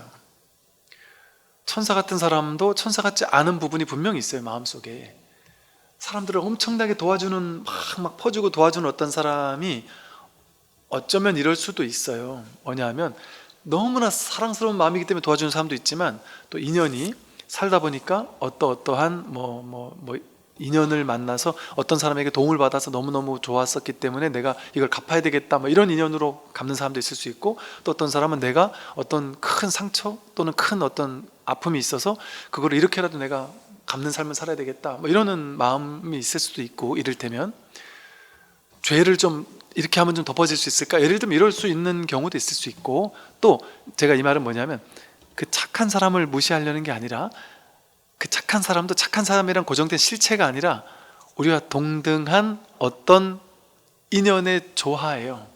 인연이라는 건 뭐냐면요, 인연이 이 공업이라고 해서 모두가 같은 업을 공유하면서 살아가고 있잖아요. 이 동시대를 살고 있는 우리들은 모두가. 그러니까 같은 업을 공유하고 있다는 것은 그 사람의 인연을 이렇게 지켜보면 저럴 수밖에 없겠구나가 충분히 이해 가능한 범주. 그러니까 쉽게 말해서 여러분이 어떤 도력이 높아 보이는 어떤 스님이나 아니면 어떤 우리가 사이비에 빠진 이유도 뭐냐면요, 그 사이비 교주가 나와는 근본적으로 다른 사람일 것 같고 근본적으로 허물이 없을 것 같고 완벽할 것 같은 것을 거기 투영한단 말이에요. 근데 그 사람이 완벽하지 않은 행동을 해요? 그러면 내가 잘못됐겠지. 저 사람 완벽한데 내가 잘못 봤겠지. 저 사람은 저걸 통해 뭔가 내가 모르는 더 큰 뭔가를 의도하고 있겠지. 이런 식으로 자기 해석으로 그 사람을 본단 말이에요. 그러니까 과도하게 숭상하거나 추앙하기도 한단 말이에요. 과도하게 추앙할 수 없어요. 과도하게 추앙하는 것 자체가 아주 어리석은 거예요, 사실은. 이 말이 이제 말 자체를 듣지 마시고 그냥 말 뜻으로서 과도하게 추앙한다는 건 뭐예요? 그는 거기에 어떤 절대적인 옳음, 그름 이런 것들을 탁 부여해 놓는 거잖아요. 근데 우리가 생각하는 것처럼 부처님은 그런 분이 아니거든요. 되게 지극히 평범한 분이었잖아요. 부처님은 연기법을 깨달으신 분이잖아요. 이것과 저것이 둘이 아닌 줄 깨달은 분이시지 선과 악 중에 선을 선택해서 항상 선만 실천하는 분이 부처님이 아니에요. 선과 악이 둘이 아니라는 걸 알고 서로가 인연으로 일어났다는 걸 알아서 선도 버리지 않고 악도 선도 버리지 않지만 악도 미워하지 않는 거예요. 선과 악이 둘이 아니다라는 사실을 깨달은 거거든요. 부처님 생애에는 꼭 좋은 일만 일어나는 게 아니에요. 좋은 일과 나쁜 일이 아울러서 함께 일어나고 그걸 이해하는 분이 부처님이에요. 그래서 나쁜 일이 일어나도 거부하지 않고 좋은 일이 일어나도 과도하게 집착하지 않는 것을 실천하는 분이 부처님이지, 부처님 인생은 항상 성인이니까 좋은 일만 항상 벌어져야 돼, 이런 인생이 성인이 아닌 거죠. 그러니까 아마도 우리가 부처님하고 한 집에서만 같이 살았거나 아마 같이 생활했었다면 대부분의 사람들은 부처님한테 실망했을 거예요. 아마도 그랬을 거예요. 우리가 막 큰 스님이라고 해서 그러니까 그러잖아요. 여러분, 작가나 평소에 존경하는 사람 찾아가서 만나지 마라. 그 진짜 맞는 말이라니까요. 저도 많이 실망해 봤었고, 이제는 실망하지 않아요. 그러다 그 사람의 인간적인 부분 있잖아요. 업의 부분, 아직 저 업의 부분, 저게 아직 다 해결되지 않은 사람인 거예요. 그러나 나와 똑같이 그분도 해결하고 싶어 해서 이 공부의 길을 계속해서 가는 분인 거예요. 그러나 아직 미진함이 있는 사람인 거예요. 얼마나 인간미가 넘치는 스승입니까? 그게 진짜 스승 아니겠어요? 근데 그 깔끔해가지고 완전히 딱 떨어졌다? 그럴 수가 없어요. 이게 그래서 진짜 열반은 반열반, 무여의 열반이라 그러거든요. 몸뚱아리가 딱 끝나고 나야지만 진짜 열반, 무여 열반이지, 유여의 열반이라고 해서 몸뚱아리가 남아있는 동안은 깔끔하지 않단 말이에요. 여의지 못한단 말이에요. 완벽할 수가 없다는 얘기예요. 유여의라는 건 그 완벽한 부처일 수 없다는 얘기인 거예요. 왜? 이 현실에서는 살아야 되니까 좋고 나쁜 걸 다 경험하며 살거든요. 원래 이 몸을 가지고 인간계에 오게 됐을 때는. 그러니까 뭐 이렇게 아는 분들 중에도 보면은, 또는 뭐 우리나라나 또 딴 나라 마찬가지예요. 깨달아서 도통해서 이 법을 가르치던 사람 중에도 어이없게 인도에서는 뭐 담배 계속 피다가 폐암 걸려 죽은 스승도 있고요. 뭐 술 계속 좋아하다가, 법을 가르치는 스승인데 술 좋아하다가 술 먹고 사고 나서 죽은 사람도 있고요. 그걸 보고 저 사람 도가 거짓말이었네 이렇게 얘기할 수 없습니다. 그럴 수 있어요. 그게 진리예요. 진리는 양변 가운데 하나만 딱 쥐고 있는 게 그게 진짜 진리가 아니에요. 그거는 둘로 나누어서 취사간택의 길이에요. 연기법의 길이라는 것은 이것과 저것이 둘이 아니라는 사실을 깨닫는 거예요. 그러니까 균형 잡힌, 우리와 다르지 않은 분이란 말이에요, 부처님도. 그러니까 여러분들이 어떤 이상적인 인물을 딱 생각해 놓고, 여러분이 그러니까 이런 거예요. 과도하게 잘난 사람 앞에 가서 위축될 필요가 없는 이유예요. 그 사람도 까보면 똑같단 말이에요. 위대한 사람인 것 같은 사람 앞에서 기죽을 필요가 없단 말이에요. 그 사람도 나와 똑같은 중생의 모습을 그대로 안고 있단 말이에요. 그러나 그 안에서 뭔가 또 뭔가 그럼에도 불구하고 노력하는 모습이 있는 그 부분을 우리가 존경하는 거지, 완벽해서 존경하는 게 아니란 말이에요. 미진하지만 그 속에서 뭔가 이렇게 그래도 꾸준히 공부하겠다고 하는, 우리와 다르지 않은, 그게 아름다움 아닌가요? 근데 우리는 너무 어떤 일방적인 완벽하고 깔끔하게 떨어지는 그런 어떤 공부, 이런 것만을 옳다고 여기니까 그게 가장 큰 어리석음인 줄 몰랐던 거예요. 그게 가장 큰 어리석음입니다. 이 말이 되게 중요한 말이거든요. 선, 악 딱 나누어서 신은 선하게만 할 거야, 부처는 올바르기만 할 거야, 그렇지 않아요. 그는 불이법이 아닌 거예요. 취사간택의 법인 것이지. 그러니까 그런 위대한 신을 만들어 놓으면 반드시 악마가 동시에 같이 창조가 돼요.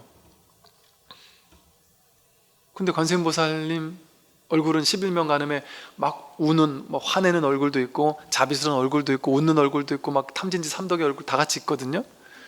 그게 부처고 그게 보살이거든요. 보리, 살타, 보리, 깨달음도 있고 살타, 중생도 있는 게 그게 진짜 공부인이에요. 부처님도 사고치는 제자들 데리다가 맨날 혼도 내고 그랬단 말이에요. 그래서 그렇게 뭔가 그 진정한 공부는 그런 것이다라는 거죠. 그렇게 된다면 여기 말한 것처럼 옳고 그름을 절대 가릴 수 없어요. 평생 가도. 그거는 자기 생각에서 옳거나, 생각에서 상대적으로만 옳거나, 상대적으로 그럴 수밖에 없기 때문에. 그러니까 죽을 때까지 싸우는 거예요. 평생 싸워도 끝이 없는 게 맞아요. 그러니까 뭐라고요? 오직 침묵으로 용서하는 것만이 모든 다툼을 끝낸다는 말은 뭐겠어요? 침묵이라는 말이 뭐냐? 분별로는 안 된다는 거예요. 분별을 탁 멈춰야 된다, 이 말이거든요. 분별을 딱 멈춰야 된단 말이에요. 그게 진짜 용서예요. 옳고 그르고 맞고 틀리고 중에 어느 게 옳은지를 반드시 난 가려내고 말 거야, 그래가지고는 답을 낼 수가 없어요. 그리고 이렇게 됐을 때 비로소 일체 모두를 평등하게 바라봐요. 그 누구도 소외시키지 않아요. 그러니까 불교가 부처님만 뛰어난 사람이라고 하고 뭐 교회 다니고 성당 다니는 사람을 싫어하는 종교거나 이런 게 아닌 거예요. 네 편 내 편이 없단 말이에요. 불교 신자라고 우리가 굳이 말을 한다면 뭐가 불교 신자냐? 불교 신자 아닌 것을 불교 신자라고 이름하는 거예요. 불법은 불법이 아니다, 이름이 불법일 뿐이다, 이렇게 얘기할 수 있어요. 괴로워서 늙고 병들고 죽는 것에서 벗어나고 싶다, 나도 괴로움 없는 삶을, 자유로운 삶을 살고 싶다, 그런 사람이 공부할 사람이지 불교 신자가 정해져 있거나 그런 게 아니에요. 이거는 종교랑 상관없어요. 여러분이 교회 가고 성당 가도 아무 상관이 없어요. 바르게 믿으면, 바르게 믿어서 내가 있는 그 자리를, 그곳을, 거기서 지혜를 전해줄 수 있다면 그게 진실의 길이지. 이 세상에 진짜 종교는 하나밖에 없어요. 그냥 진실. 그거를 뭐 이름 붙이는 거죠. 뭐라고 이름 붙이냐의 문제지.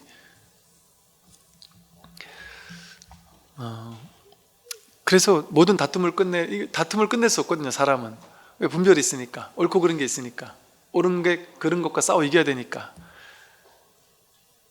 그러나 이 다툼을 탁 내려놔야 된다는, 그 어떤 것도 옳고 그름을 정할 수 없다라는, 이거야말로 가장 존귀한 가르침이죠. 옳은 걸 주장한 다음에 이거를 절대적으로 믿고 신앙하고 실천해야 돼, 이렇게 얘기하는 거는 존귀한 가르침이 아니에요. 분별의 가르침이지. 그 사람들 네 편 내 편 만드는 거예요. 그러니까 저마다 사상, 종교, 철학마다 자기 종교, 자기 사상, 자기 철학, 자기 스승이 주장하는 바가 다 다르거든요. 그쪽에서 내세우는 선이 딱 정해져 있단 말이에요. 그쪽에서 실천해야 될 실천, 윤리, 도덕이 딱 정해져 있단 말이에요. 그리고 그런 사람일수록 우리 편만, 내 편만, 나에게만 법이 있는 것처럼, 나에게만 도가 있는 것처럼 딴 데 가면 안 된다고 하고, 그리고 자기가 위대한 척하고 나는 깨달은 척하고, 사람들을, 이 깨닫지도 못한 사람, 체험도 못한 사람, 체험부터 해야 된다, 이렇게 하다 보면 이게 자칫 이게 둘로 나누는 프레임 속에 갇힐 수가 있어요. 그거는 이제 이 세간의 조직은 어쩔 수 없어요. 그럴 수밖에 없어요. 세간의 조직이라는 건. 그러니까 뭐 크리슈나미르트라는 사람도 별의 교단에 딱 쉽게 말해 교주 같은 게 됐지만 그 교단을 흩어버렸어요. 없애버렸단 말이에요. 모든 조직 같은 것들은 조직화되고 이렇게 돼버리면 그것은 필시 오히려 문제를 만들어낼 수 있다.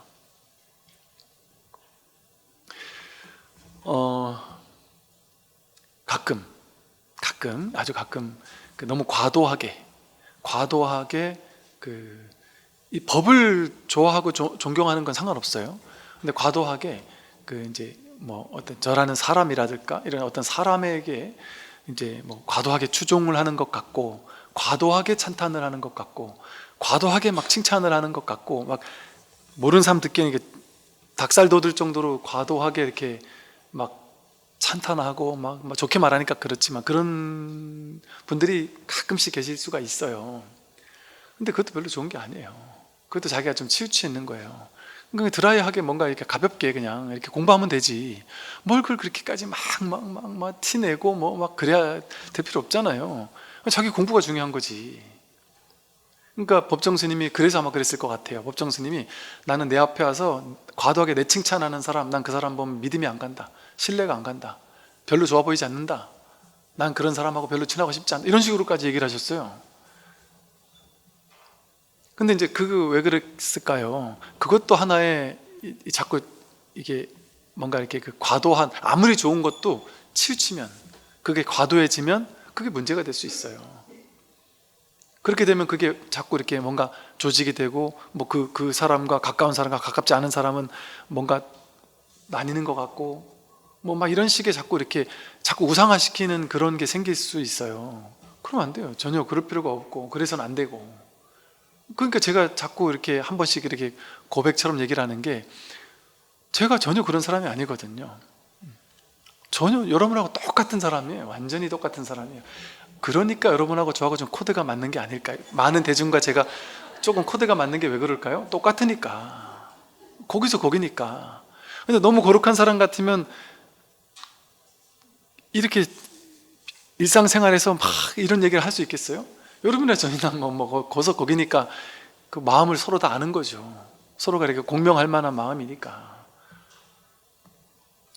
그러니까 그런 것이지, 그걸 이제 너무 이렇게 뭔가 아무리 옳은 것도 거기에 과도하게 이렇게 치우치면 뭐 그렇게 뭐 좋지 않은 걸 수 있겠다, 이런 생각이 듭니다. 여기까지 말씀드리겠습니다. 성불하십시오.